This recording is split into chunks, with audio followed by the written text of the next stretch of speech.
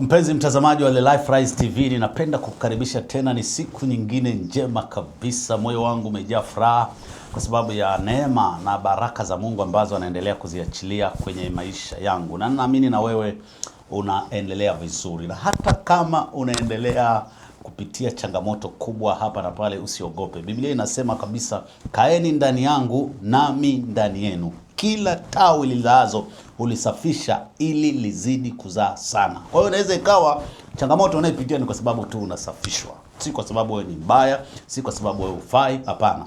Kama nilivyosema kipindi cha nyuma, kuna season kwenye maisha. Kuna kipindi cha kiangazi, kuna kipindi cha winter, kuna kipindi. Kwa hiyo wakati ambapo wa kiangazi usije ukazania ndio Mungu amekuacha, ni season tu.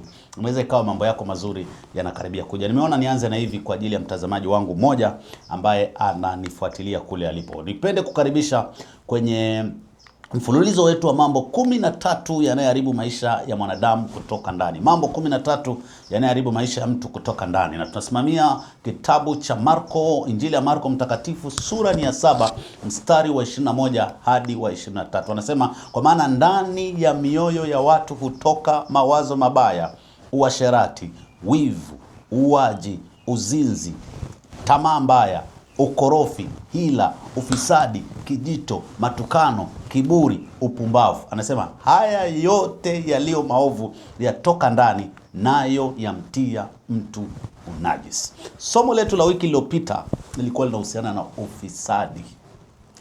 Ufisadi, somo muhimu sana sana sana. Kama unafanya kazi kokote ulipo, hakikisha umelishare ili somo. Leo tunaanza somo letu la 10 kati ya mambo 13 yanayoharibu maisha ya mtu kutoka ndani. Somo letu la 10 linaitwa kijicho. Kijicho. Amesema kabisa, amesema kama umesikiza vizuri, amesema kwa maana ndani ya mioyo ya mtu hutoka, ameelezea mambo mengi: wivu, uaji, tamaa mbaya, ukorofi, hila, ufisadi. Hapa akasema kijicho. Jicho baya linalotoka ndani ya mioyo ya watu. Kijicho, kutokana na maelezo haya ya Yesu kwenye mstari, kijicho sio tatizo la macho.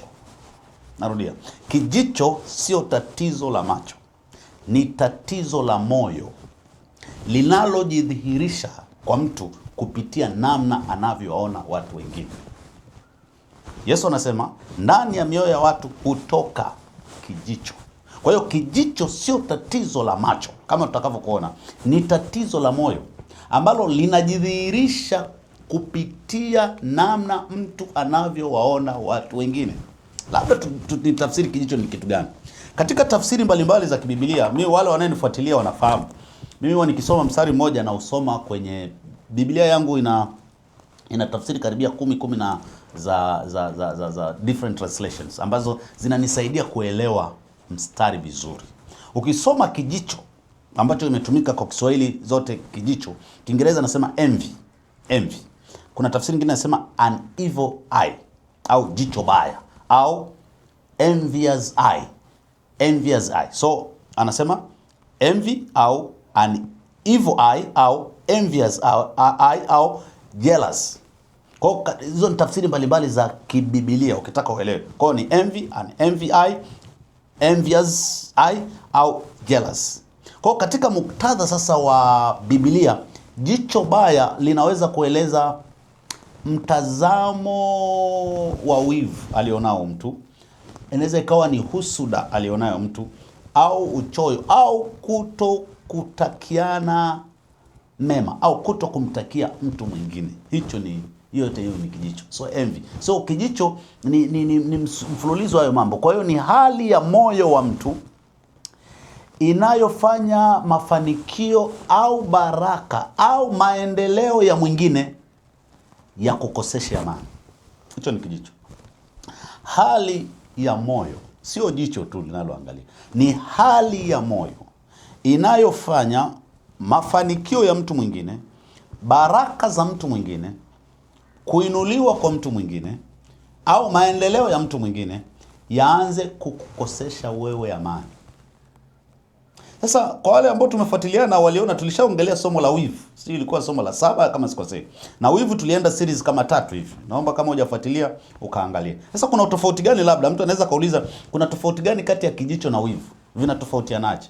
Wivu kama ambavyo tulisema ni kama vile ninaumia kwa sababu una kitu ambacho mimi sina. Huo ni wivu. Ninaanza kuumia kwa sababu wewe mwenzangu una kitu ambacho mimi sina. Huo ni wivu. Kijicho, sifurahii wewe kuwa nacho na ningetamani hata ukipoteze. Nadhani umenielewa. Kijicho, sifurahii wewe kuwa na hicho kitu, natamani hata ungeweza kukipoteza. Ila wivu, ninaumia kwa sababu una kitu ambacho mimi sina.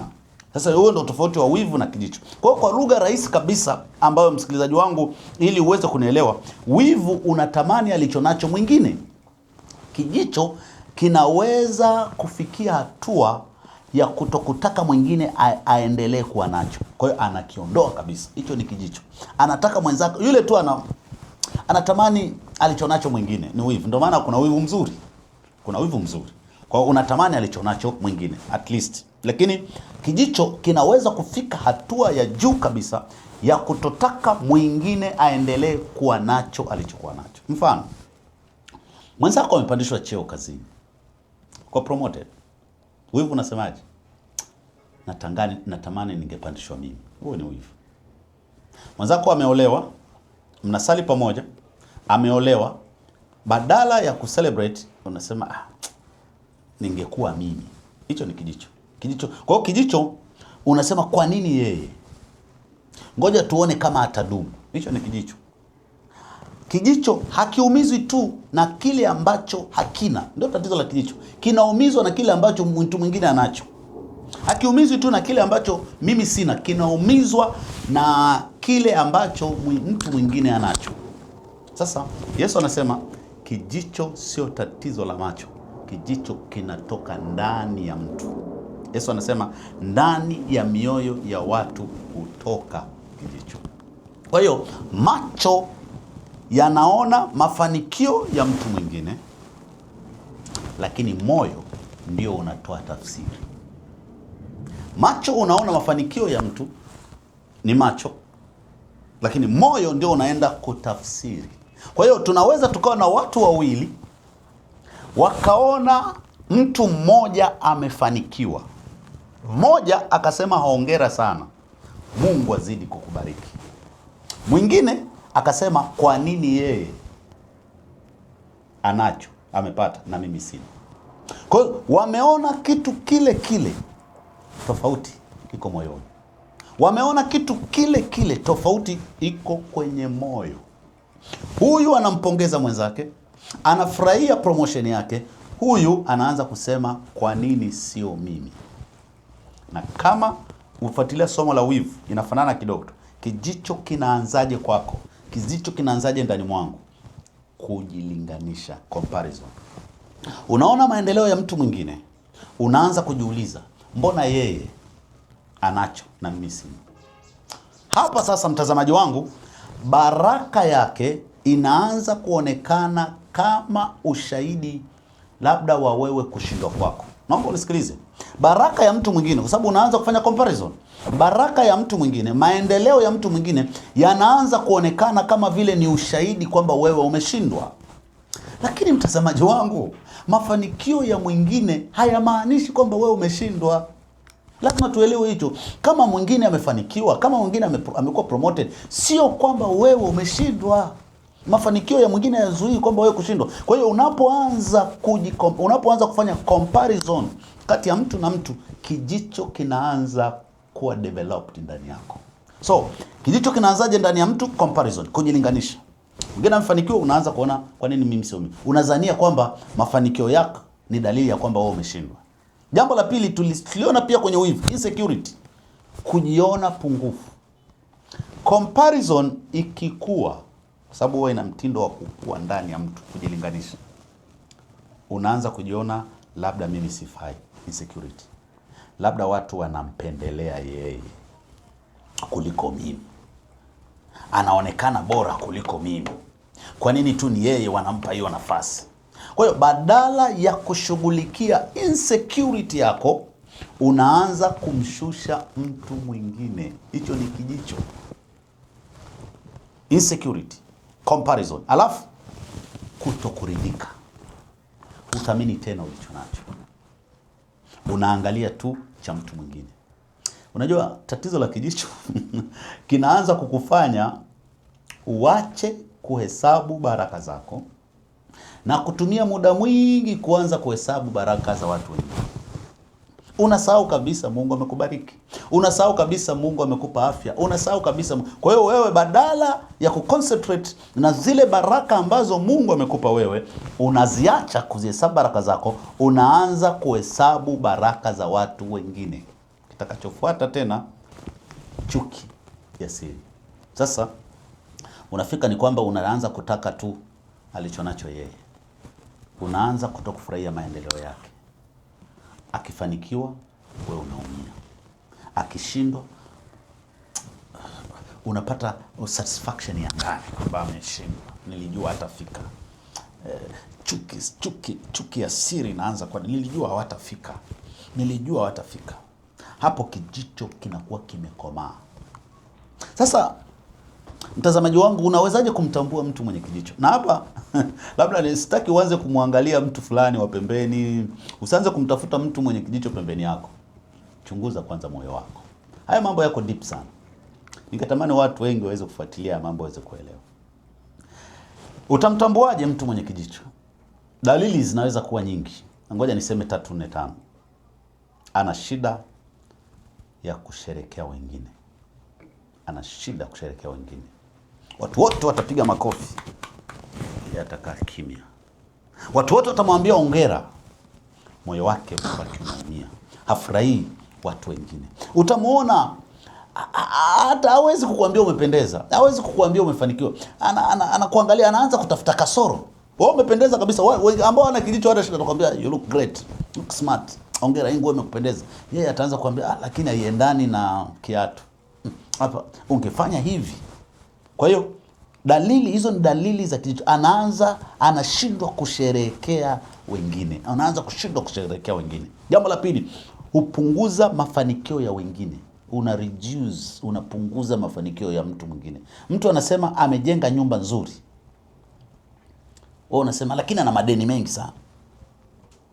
Mtu amepewa promotion.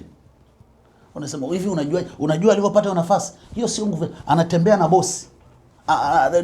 Anajipendekeza sana kwa bosi. Yaani unashusha samani. Kijicho kina bati lakini ukiona tu lakini ni vitu vya kawaida tunavyoongea kila siku. Yaani uone hata kama unaona amefanikiwa lakini kila baada ya habari njema ya mwingine kuna neno lakini. Hizo ni dalili za kijicho. Unafurahia mwingine anaposhindwa. Hicho ni kijicho. Nilijua tu hatafika. Nilijua tu hii ndoa haitafika mahali. Mtu ana struggle, anasubiri mtoto kwa muda mrefu, unasema nilijua hawatafika mahali. Kwanza walitoaga mimba. Hizo ni red flag kubwa sana za kijicho. Kufurahia mwingine anaposhindwa. Biblia inatuambia kwenye Wakorintho wa kwanza sura ya 13 mstari wa 6. Kusoma ile yote inatuambia vizuri, anasema upendo haufurahii udhalimu. Ukiona unaanza kufurahia mwenzako anaumia, huo sio upendo, kuna kijicho. Huona ushindani kila mahali. Mtu mwenye kijicho anaona competition tu. Mtu mwingine akifanikiwa anahisi amepungukiwa yeye. Mhubiri mwingine akipata audience kubwa, akianza kuaminika, akianza kuitwa huku na huku, anaanza kutafuta namna ya kumchafua. Biashara nyingine ikikua, anaona threat kwake. Mwenzake kazini akisifiwa, anajisikia vibaya. Kijicho kinabadilisha maisha kuwa competition. Wakati sisi hatujaitwa compete, nimewaambia miaka yote na kipindi chote na huwa nasema angalia nyota juu. Ziko nyingi na kila nyota ina shine. Wala hamna ugomvi. Wewe ukishine na mimi nikishine, hakuna shida. Hamna competition hapa duniani. Kila mtu ana race yake. Kila mtu kuna mahali ambapo anakimbia. Mwishoni kabisa, dalili za kijicho hupenda character assassination. Character assassination nilielezea hii. Kwa sababu huwezi kuondoa mafanikio yake, unaanza kujaribu kuondoa heshima yake. Kwa kupitia maneno, accusation za uongo, gossip, kupunguza credibility yake. Nimeona haya mambo. Nimeona na nayasikia hata paka sasa yanaendelea. Mtu anashindwa, badala ya kucelebrate, anaanza kuua character yako. Zinaitwa character assassination. Tulielezea pia kwenye wivu. Unaanza kuua heshima ya mtu kwa kupitia maneno. Na ninashangaa, mimi kwa mfano kuna mtu mmoja amesema vibaya sana hapa juzi kati. Ni uongo kabisa. Sasa watu wanayekuja kuniambia wanamshangaa yeye. Yeye anadhania ananichafua mimi. Kumbe wao wanamshangaa yeye. Kwa hiyo ukifika kwenye character assassination, kuua tabia nzuri ya mtu, wewe uko kwenye level ya juu sana ya kijicho. Umekunja sura, ufurahii maendeleo ya mtu mwingine. Unaanza kumuua kwa maneno ya uongo. Jinsi gani, mtazamaji wangu, unaweza ukashinda kijicho? Cha kwanza, jifunze kushukuru. Badala kuhesabu baraka za mwingine, hesabu za kwako. Asante Mungu kwa kunilinda. Asante kwa watoto wazuri ulionipa. Asante kwa mume mzuri ulionipa. Jifunze kushukuru. Wanasema gratitude starves envy.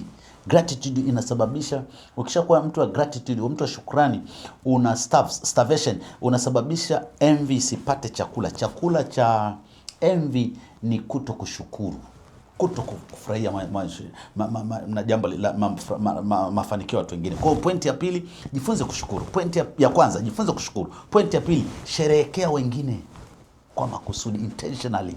Mwenzako akifanikiwa, mpigie simu, mpongeze. Wananifahamu, walio karibu yangu wanajua. Napenda na kutumia message, nitakushukuru. Kwa sababu huwezi kuchukua nafasi yangu unapokuwa wewe. Tusiwe yale mambo ya kina Yusuf kaka zake, walimuua mtu ambaye anaenda kuwasaidia baadaye. Mshukuru Mungu kwa ajili yake. Mtu akifanikiwa, mshukuru Mungu kwa ajili yake. Hata kama moyo wako unapambana, hivyo ndio vita vya kiroho. Fundisha moyo wako kusherehekea watu wengine. Acha comparison. Mungu hajakuumba uwe kopi ya mtu mwingine, mtazamaji wangu. Their success is not your failure. Kufanikiwa kwa watu wengine si kwamba wewe umefeli. Mtu mwingine akifanikiwa, nafasi yako haijaondolewa. Hakuna mtu anaweza kuondoa nafasi yako. Celebrate, mshangilie, mfurahie, mtumie message, mpe pongezi. Sio kwamba wewe kwa sababu yeye amefanikiwa wewe ndio utafanikiwa. No, their success is not your failure hata kidogo. Baraka zako ziko pale pale. Jitambue. Ukijua wewe ni nani na Mungu amekuita kuwa nani hapa duniani, utahangaika kwa mtu mwingine. Wanasema identity kills unhealthy competition.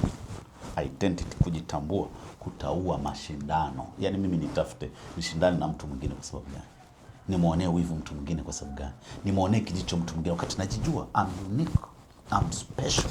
Mungu ameniumba, niko tofauti. Nimesema miaka yote, kanuti ni mmoja duniani. Kazi yangu mimi sio kupambana na mtu. Kazi yangu mimi ni kukuza karakta, kukuza zile tabia, kukuza tabia za upendo. Huo ndio Ukristo. Jambo la 5, omba usafi wa moyo. Omba moyo safi. Zaburi 51 mstari wa 10 anasema, Mungu uniumbie moyo safi. Sio kama umeshaomba maombi. Usiombe Mungu akupe tu kile mwingine alichonacho. Omba Mungu akupe moyo safi. Omba Mungu akupe moyo unayoweza kusherehekea kile ambacho mtu mwingine anacho. Ni mambo magumu, najua sio rahisi, lakini yanawezekana. Na huu ndio Ukristo. Huu ndio Ukristo. Kijicho kinatoka ndani ya moyo wa mtu. Naomba nikuombee, mtazamaji wangu. Baba, katika jina la Yesu Kristo, ninawaombea wote wasikilizaji wangu wa The Life Rise TV wanaofuatilia kokote pale walipo. Safisha mioyo yetu na kila kijicho, kila wivu, kila usuda. Ondoa ndani yetu hali ya kuumia tunapoona watu wengine wamefanikiwa au watu wengine wamebarikiwa. Tufundishe kushukuru kwa kile tulicho nacho. Tufundishe kuridhika. Tufundishe kusherehekea mafanikio ya wengine kwa moyo safi. Bwana, tupe kuelewa kwamba mafanikio ya mwingine sio kushindwa kwetu. Tusaidie focus kwenye kusudi, kwenye wito, kwenye safari ambayo umetuitia. Utuumbie moyo safi na roho iliyonyooka ndani yetu. Katika jina la Yesu ninaomba na kushukuru. Amen. Mungu akubariki sana mtazamaji wangu. Nikuombe share kwa watu wengine. Kama huja subscribe, ni mtazamaji wangu, huja subscribe, naomba usubscribe hapo chini. Inatusaidia kwamba masomo yaweze kufika sehemu nyingi zaidi. Mungu akubariki sana. Tukutane wiki ijayo. Matukano. God bless you.